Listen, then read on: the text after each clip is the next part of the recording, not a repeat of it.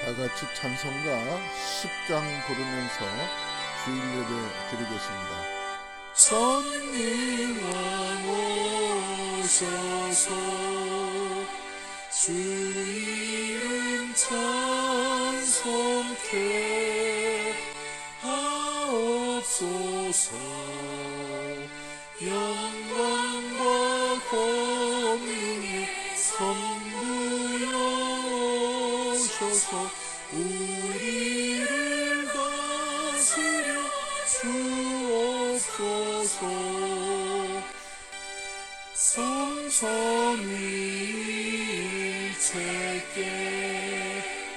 하나님 찬송을 드립니다. 존귀한 주님을 영광 승배롭고 영원히 모시게 하옵소서. 아멘.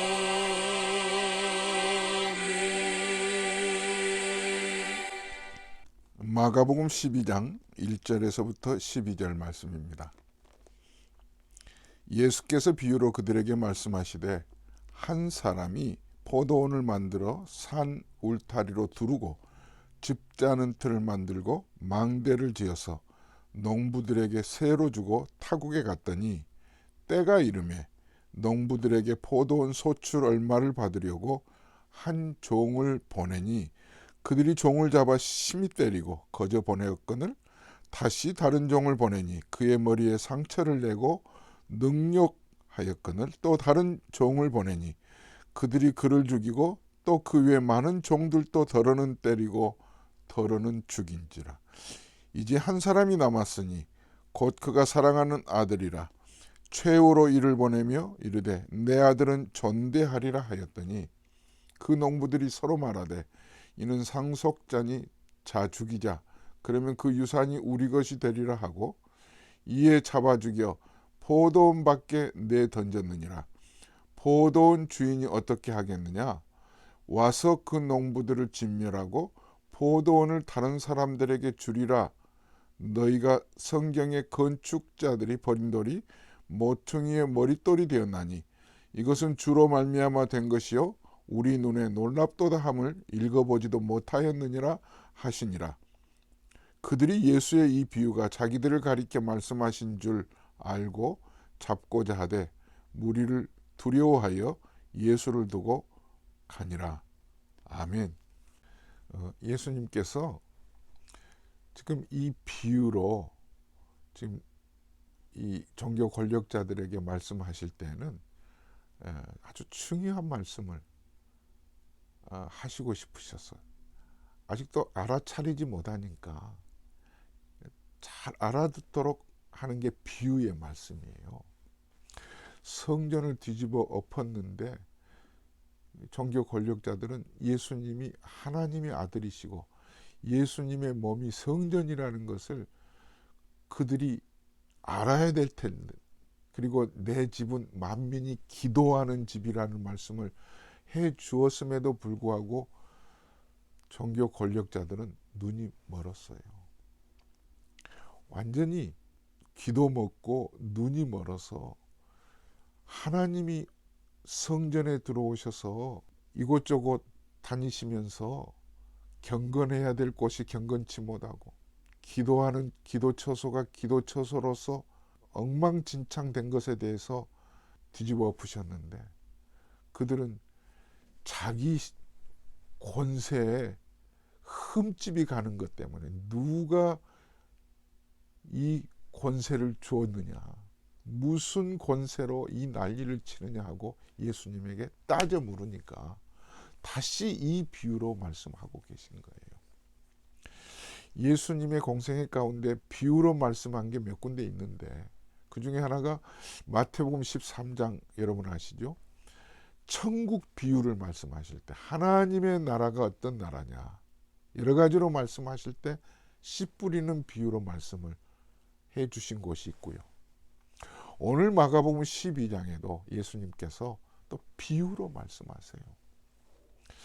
이 비유의 내용은요, 한편으로는 아주 심플해요. 왜냐하면 당시 이 예수님이 살고 계셨던 그 사회에 이런 일들이 있었어요.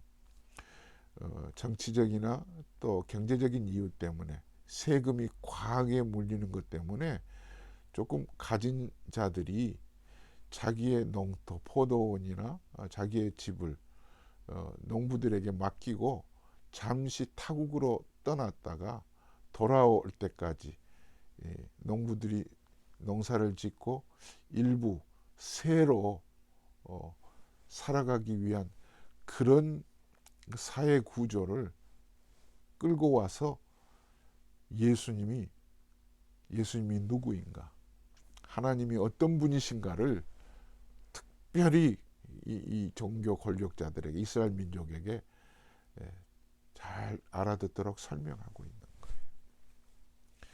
사랑하는 여러분, 우리들도 성경을 지금 또 금년 들어와서 통독하잖아요. 우리가 성경을 읽고 또 신앙생활을 꾸준히 해가고 있잖아요. 중요한 것은 성경을 통해서 우리가 신앙생활하는 우리가 과연 하나님이 내게 무엇을 말씀하시는가, 내 삶에 어떤 일들이 일어날 수 있도록 나를 깨우치고 계시는가, 나를 통해서 하나님은 어떤 영광을 거두시길 원하시는가, 빛으로 오셔서 빛된 삶을 우리에게 허락하신 그 하나님이 나를 통해서 세상의 빛으로 소금으로 살아갈 수 있는 길을 열어주셨는데 내가 어떻게 살아가기를 2023년에 원하시는가, 이것 알아차리는 것 아주 중요하거든요. 오늘 이 본문을 통해서도 이 말씀 속에서 성령님의 도우심으로, 성령님의 터치로 깨닫고, 나에게 이 말씀을 주시는구나, 이 말씀은 바로 내게 주시는 말씀이야 라고 알아듣는 분이 계실 수 있기를 주의 이름으로 축원합니다. 아멘. 스토리는 아주 심플해요. 한 사람이 포도원을 만들어서 이제 농부들에게 맡겨주는데 그냥 맡겨두는 거 아니에요. 완전히 텅 빈 집 맡겨두는 게 아니라 잘 갖추어진 포도원이에요. 산 울타리를 쳤죠. 그리고 생산되는 그 포도를 잘 소출을 만들어낼 수 있도록 양질의 포도주로 값비싸게 팔아 소득을 얻을 수 있도록 즙들도 갖추어주고요. 맹수들을 지키고 또 모든 당시 이 포도원이 잘 관리할 수 있도록 망대도 세워주고 세심하게 준비시켜 놓고는 농부들에게 맡겨두었어요. 그리고 이제 때가 이르매 하고 2절에 나오죠. 주인이 종들을 보내요. 첫 번째 종을 보냈는데 종을 보낸 이유가 있잖아요. 열매를 분명히 얻었을 테니까 소득의 일부를 가져가야 주인과 이 소작인의 관계가 계속 이어지지 않겠어요? 분명히 계약서가 있을 거예요. 몇 프로를 주기로, 어떻게 하기로, 논 한 마지기에 뭐 쌀 한 가마씩 주인에게 주도록 했던 그 관계처럼. 그런데 오늘 성경에 보니까 첫 번째 보낸 종을 그냥 두들겨 패서 보낸 거예요. 융숭하게 대접하기는커녕. 이 주인이 얻어맞고 온 종을 보더니 이거 안 되겠다, 이거는 이대로 둬서는 안 되겠다 하고 소송을 걸 만한데 아니에요. 또 두 번째 종을 보내요. 주인이 속도 좋죠. 두 번째 종은요, 두들겨 패서 돌려보낸 정도가 아니에요. 능욕을 해서 보냈다고 그래요. 수치감을 보여서. 여기서 능욕을 했다고 하는 거는요, 부끄럽기 짝이 없을 만큼. 내가 무슨 잘못을 했길래, 나는 그냥 심부름하는 정도인데 나에게 왜 이렇게 내가 고통을 당해야 되지, 이런 정도예요. 또 세 번째 종도 보내고 네 번째 종도 또 보내요, 주인은. 그런데 더 때리기도 하고 능력을 보이기도 하고 마침내는 죽이기도 해요. 자, 잘 들어보세요. 이제는 주인에게 보낼 종이 이제 한 사람밖에 안 남았어요. 그 종은 자기 아들이에요. 마침내 이제 이 아들을 사랑하는 아들이라고 성경에 써 있죠. 사랑하는 아들을 보내면서 내 아들만은 잘 대접하겠지. 성경에는 존대하겠지. 존귀하게 대접하겠지. 이런 뜻이죠. 웬걸.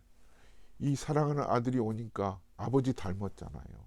주인 아들이라고 하니까 이 녀석 상속자일 거니 하고 이 녀석을 때려서 죽여가지고 저 포도원 밖으로 내던져 버렸어요. 시체를.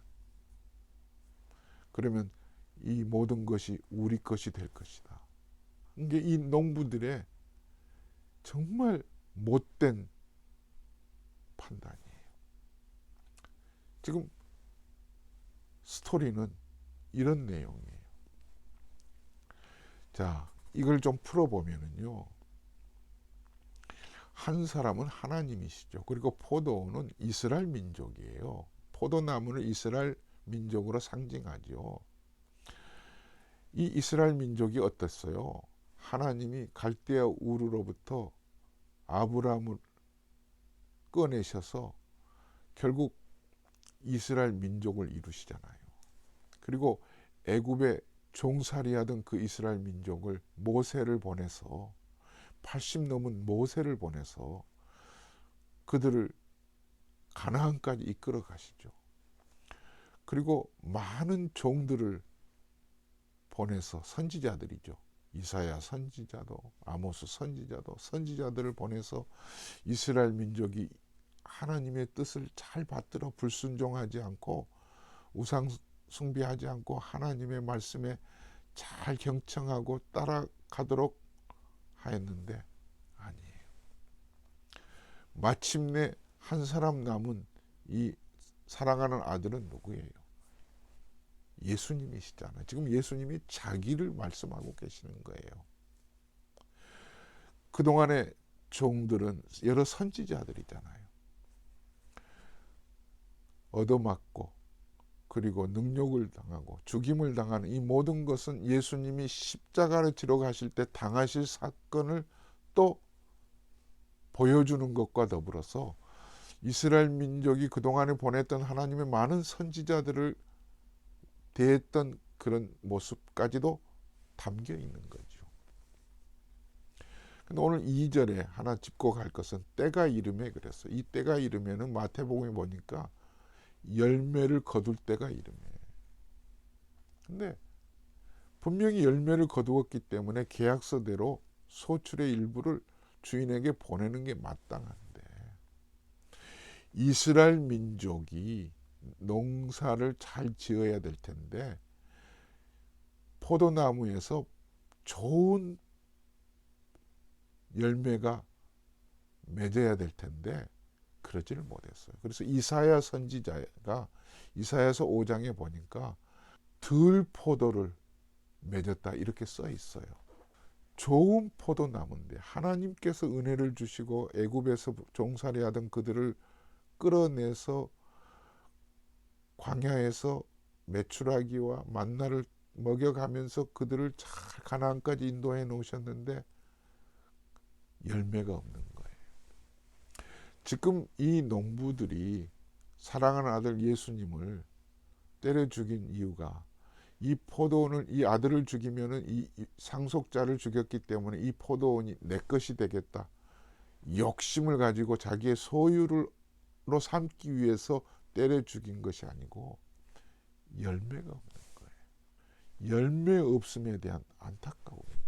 지금 예수님께서는 지금 종교 권력자들, 지금까지의 이스라엘 민족들이 율법을 통해서 하나님이 그들에게 베푸신 것이 얼마나 큰데, 야고보서 1장 17절에도 보면은 이렇게 말씀하셨어요. 각양 좋은 은사와 온전한 선물이 다 위로부터 빛들의 아버지께로부터 우리에게 내려왔다 그랬어요. 이스라엘 민족들이 이렇게 하나님의 빛으로 공기로 많은 것들을 풍성하게 내려주었는데 그들은 하나님의 뜻에 순종하지 않았어요. 이 농부들은 소출이 없었던 거예요. 왜 그랬을까요? 기근이 있어서 그랬을까요? 아니에요. 게을러서 그런 거예요. 영적으로 황폐해져서 그런 것을 예수님이 비유로 말씀하신 거예요. 이스라엘 민족들 종교 권력자들이 하나님이 주시는 은혜와 각종 은사들을 가지고 정말 경건한 삶을 살아야 될 텐데 우상 숭배하고 불순종했던 그들, 결국 그들이 예수님을 잡아 죽이고 포도원 밖으로 내쳤잖아요. 포도원 밖으로 내친 이유가 뭐예요? 그들은 그들 나름대로요, 아주 치밀하게 계산해서 이 사랑하는 아들을 죽였어요. 오늘 본문에 보니까 그 이유가 이렇게 써 있죠. 이에 잡아 죽여 포도원 밖에 내던졌느니라. 포도원 주인이 어떻게 하겠느냐? 와서 그 농부들을 진멸하고 포도원을 다른 사람들에게 주리라. 이 농부들도 영악하죠. 자기네들이 세를 내지 못합니까? 이제 주인이 와가지고 너희들 필요 없어. 다른 농부들에게 이 포도원을 맡길 것을 두려워하면서 이 예수님을 죽인 거예요. 이 말씀을 통해서 우리가 깨달아야 될 것은 이스라엘 민족들이, 율법 아래 있는 자들이 예수님이 이 땅에 오셨음에도 불구하고 마침내 그 사랑하는 아들까지도 십자가에서 죽인 거예요.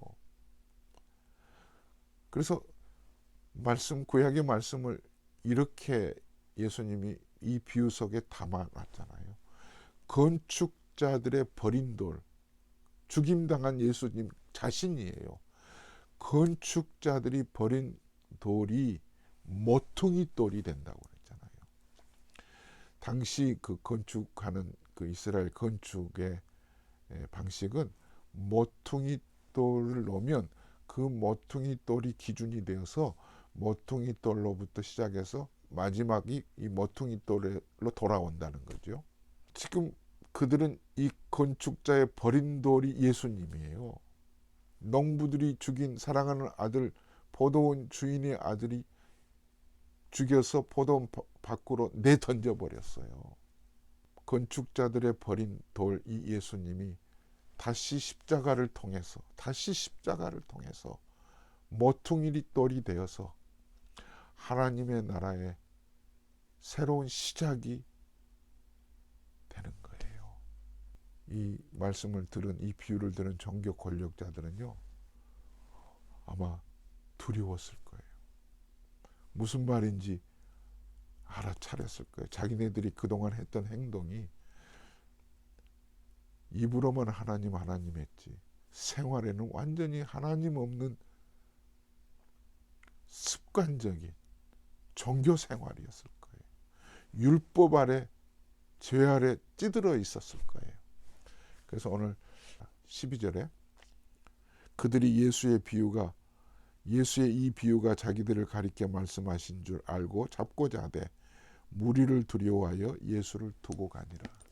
결론입니다. 사랑하는 성도 여러분, 우리도 각종 좋은 은사들을, 필요한 것들을 풍성하게 하나님이 주셨어요. 이스라엘 민족처럼 살아가서는 안 될 거예요. 하나님의 것을 하나님이 새로 달라고 하는 것은 아주 작은 단위예요. 하나님과 나와의 오너십, 하나님이 주인이시고 나는 청지기인 이 관계를 이어가기 위해서 예배하고 주님 앞에 사랑으로 섬기고 믿음으로 봉사하고 소망 가운데서 주님이 주신 것을 기쁨으로 내 삶이 어떠해야 된가를 시간, 내 건강도 물질도 2023년 우리에게 맡겨준 포도원 그리고 십자가의 은혜를 통해서 이제 율법이 아니고 십자가의 은혜를 통해서 우리를 지키시고 보호하시고 필요한 것들을 공급해 주시는 그 하나님, 그분을 잘 섬기면서 들포도를 열매를 맺는 것이 아니라 정말 양질의 포도를 맺어서 주께 올려드리는 그런 삶이 여러분에게 있기를 주의 이름으로 축원합니다. 아멘. 하나님 아버지 주신 말씀 이 비유로 내게 주신 말씀으로 듣습니다. 각종 좋은 은사를 내게 주셨는데 이스라엘 민족이 들포도를 맺었던 그 모습이 내 모습이 되지 않기를 원합니다. 늘 기쁨으로 하나님을 섬기고 찬양하며 주님이 주신 것을 주님의 것인 줄 알고 돌려드리는 그런 성도들이 되도록 은혜를 베풀어 주옵소서. 이제는 우리 주 예수 그리스도의 은혜와 하나님 아버지의 무한하신 사랑하심과 성령님의 감동 감화 충만하신 은혜가 풍성한 은혜를 받은 만큼 하나님을 섬기기로 다짐하는 모든 성도들 머리 위에 영원토록 함께 계실지어다. 아멘. 주 안에서 사랑합니다. 샬롬.